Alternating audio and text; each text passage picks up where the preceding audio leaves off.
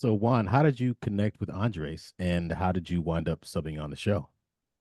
Well, for that, yeah, I feel like I have to go back to I'm originally from Colombia. So when I was going back there, I was in college.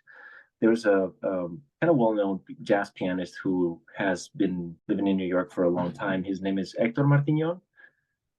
So when I was in college, I used to look up to him. And one time he brought a great band to Colombia. He brought Donny McCaslin and Armando Gola, Samuel Torres, some musicians that used to live in New York at the time. So when I moved to New York, I was the Drummers Collective, and I connected with Hector. He was part of the faculty for the rhythm sections, and eventually I just went and started to see him play.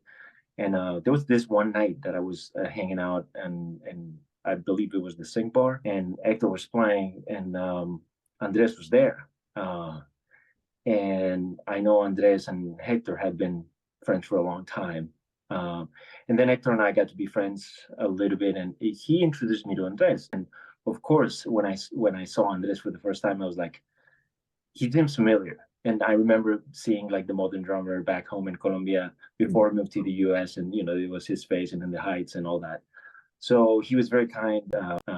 We exchanged phone numbers, and not too long after that, my ex-wife was in auditions, final auditions for the show for Hamilton. She is an actress, and I decided to, I texted him. I was coming from another gig, and I was like, I just saw the show. It was amazing. I just happened to be here. If you're here, that would.